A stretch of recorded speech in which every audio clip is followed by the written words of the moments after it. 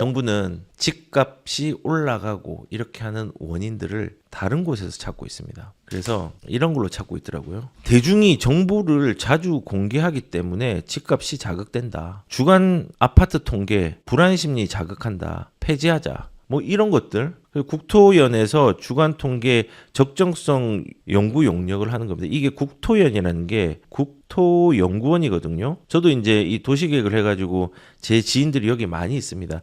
이게 공공기관이에요. 중공공기관. 근데 국토연구원은 나라가 정책을 만들 때 정책에 근거가 있어야 되잖아요. 이 근거를 뒷받침하기 위해서 연구를 하는 집단입니다. 그러면은 여기에서 연구가 객관적일 수 있지만요. 저는 개인적으로 객관적이지만은 여기에서 주문을 합니다. 그 주문한 데에 맞춰서 결론들이 나오는 경우들도 있습니다. 다는 아니지만은. 근데 지금 이 적정성 검사를 한다. 자주 공개하기 때문에 집값이 자극된다.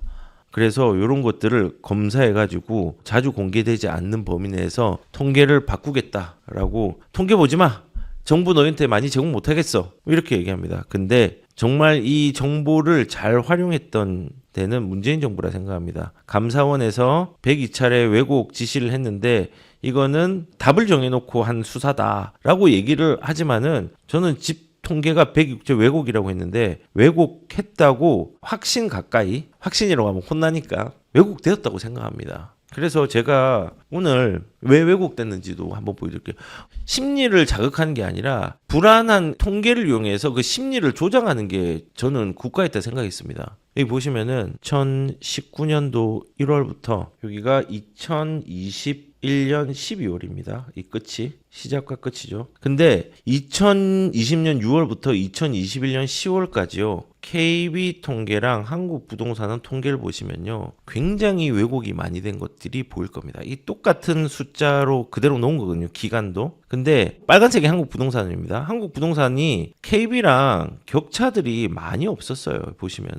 그런데 2026년 이때가 어떤 날입니까? 이 2020년 가격이 급등한 거죠. 요때 강서구에 집값이 한 주 3% 급등했습니다. 요때 뭐 2%대 지금 동탄 2% 급등했다 뭐 이러는데 2020년도에 2% 급등 되게 많았습니다. 근데 이때 KB는 이렇게 올라갔다고 표현했는데 한국부동산은 마사지를 합니다. 이렇게 좀 덜 올랐다. 마사지를 합니다. 저는 그래서 그냥 실질적으로 객관적으로 보면 이 2020년 6월, 2010월까지는요. 가격이 요렇게 급등한 시기입니다. 근데 그 급등을 마사지를 했습니다. 이렇게. 숫자 똑같은 거 0.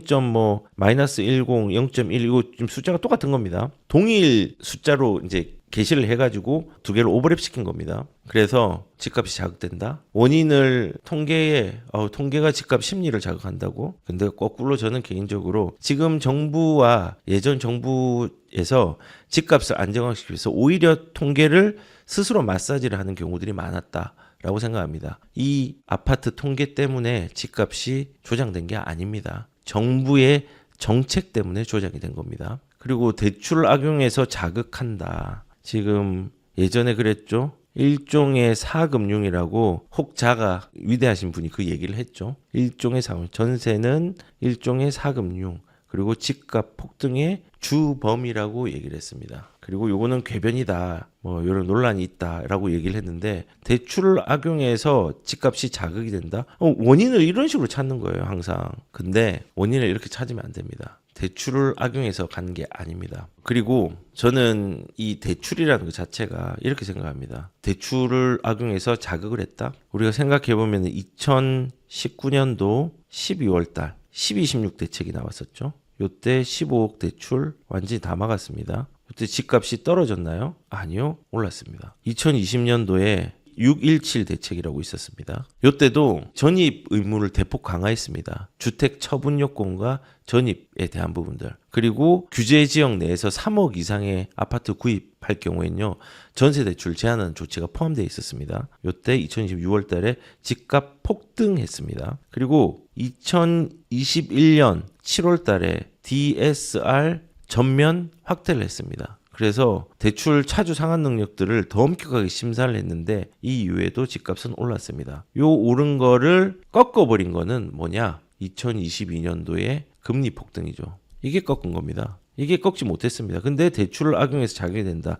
이 4금융 때문에 주범이다. 아니거든요. 대출을 못하게 했을 때도 집값은 올랐습니다. 대출이 있고 없고가 중요한 게 아니라 지금 집값 폭등은 뭐냐면은 유동성이랑 수급 불균형을 만든 정부의 정책입니다. 다주택자를 못 나오게 만들어서 임차인들을 불안하게 만들고 뭐 지금 고가 주택들에 대해서 뭐 집을 못 사게 하고 실거주로 들어가려고 하니까 그게 또 집값도 자극을 시키고 유동성장이 펼쳐지니까 집값이 자극이 되고 그 다음에 심리적으로 불안하게 하니까는 사람들이 또 전세를 찾다가 없으니까는 중저가 아파트도 오르고 뭐 이런 식으로 정책의 문제 때문에 가격이 급등하는 게 훨씬 많습니다. 그런데 집값 폭등의 주범, 뭐 사금융, 대출을 이용하는 거다. 라고 이제 얘기를 합니다. 다른 데서 찾고 있죠. 그리고 또 어떤 얘기를 하냐면요. 거짓 정보 호도가 남발되니 집값이 자극이 되고 있다라고 얘기를 합니다. 거짓 정보.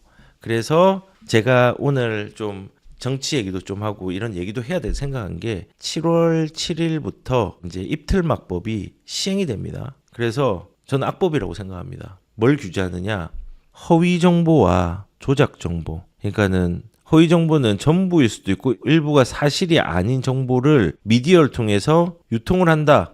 그러면은 과징금을 냅니다. 손해배상, 징벌적 손해배상과 과징금. 그리고 조작 정보. 어떤 내용을 수정 편집을 했는데 이게 사실이 오인이 됐다. 근데 이 기준이 뭔지 모르겠어요. 기준이 뭐예요? 이런 부분에 대해서 처벌은 10억까지 최대. 누구냐? 유튜버, 인플루언서, 언론사, 온라인 커뮤니티 운영자. 유튜버는 어떤 사람이냐? 유튜버 10만 이상 구독자, 그리고 평균 조회수가 10만 회 이상 나오는, 월 10만 회 이상 나온 사람.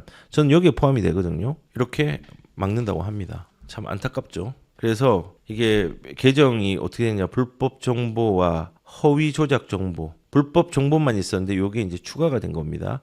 불법 정보, 정보 유형이 혐오, 차별 정보가 추가됐습니다. 이거 기준 없습니다. 기준은 코에 붙이면 코걸이고 입에 붙이면 입걸이고 귀에 붙이면 귀걸입니다. 허위 조작 정보는 원래 개념이 없었는데 이제 개념들은 이제 이렇게 아까 본 것처럼 신설을 이렇게 했고요. 그리고 게재자는 원래 유튜버 등 아까 말했던 인플루언서들이죠. 그리고 요거에 대해서 신고 주체가 누구냐?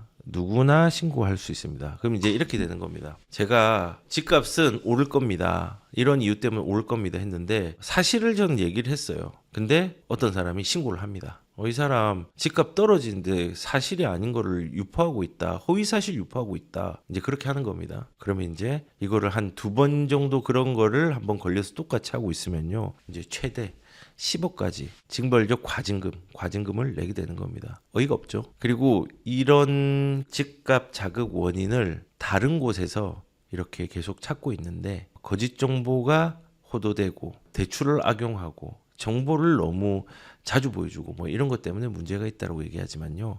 이런 잘못된 진단으로 잘못된 결과를 저는 내고 있다고 생각을 합니다. 그래서 그 결과물이 뭐냐? 범죄자 잡기 위해서 부동산 감독원 설치한다. 이거는 얘기가 계속 있었죠. 그리고 요거 발의를 했습니다. 근데 이제 목표는 11월 목표. 투기 잡겠다고 감독원 설립 속도 어떻게 할 거냐 이 감독원에서는 금융, 세무, 출입국 기록까지 다 본다고 합니다. 11월 달을 목표로 하는데 언제가 될지 모르겠습니다. 아직까지 시행은 안 됐지만은. 그래서 국토부에서 부동산 감독한테 이제 정보 제공하고 국세청에서 정보 제공하고 금강원에서 정보 제공하고 경찰청에서 조사하고 그리고 안에 뭐 이제 특사경을 합니다. 이 문재인 정부 때 똑같이 있었습니다. 그리고 요거에 대해서 수사랑 조사 권한을 줍니다. 그래서 실질적으로 감독을 하겠다. 불법은 잡아야 되겠지만은 이제 투기 세력이라는 정의가 뭔지 모르겠지만은 그 투기에 대한 정의와 범주를 어디까지 놓을지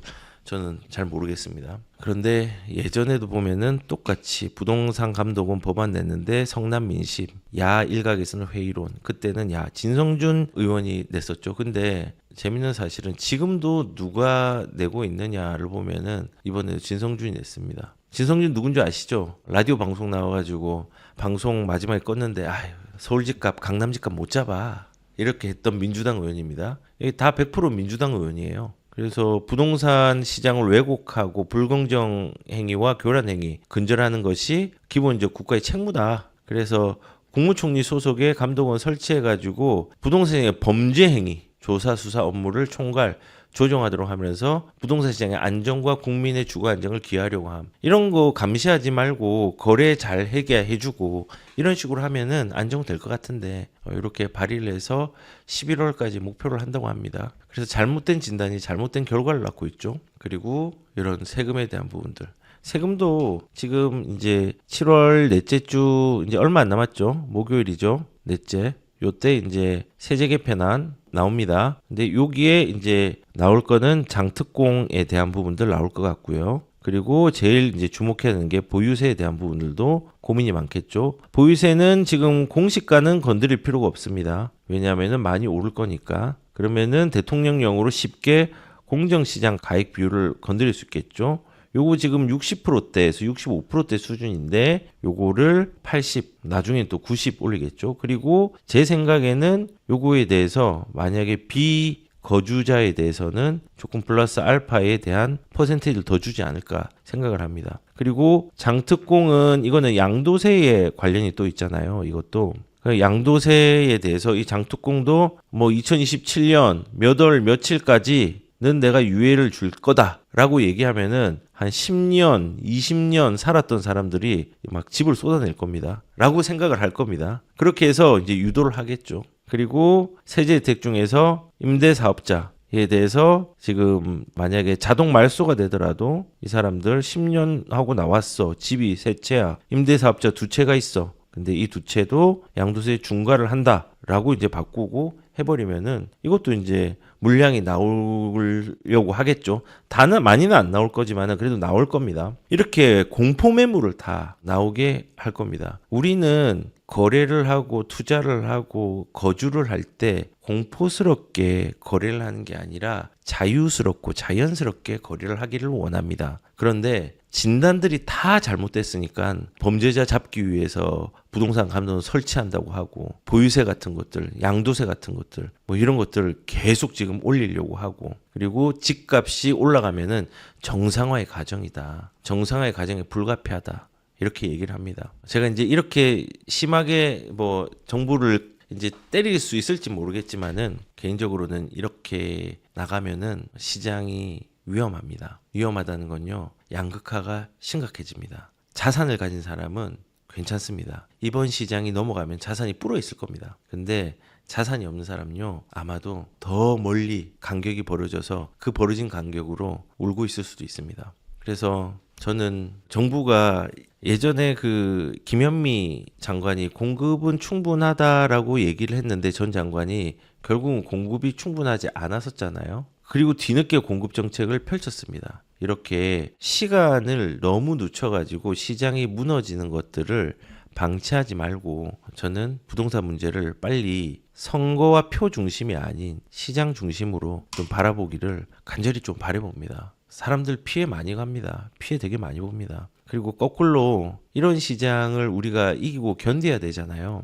저는 이렇게 생각합니다. 여기 계신 분들이 매일 날씨가 좋잖아요. 날씨가 너무 좋아. 그러면은 사막이 됩니다. 그래서 만약 지금 뭐 비도 오고 그 다음에 눈도 내리고 비바람도 치는 지금 시기라고 생각합니다. 근데 비도 와야지 비바람도 쳐야지 꽃이 피어납니다.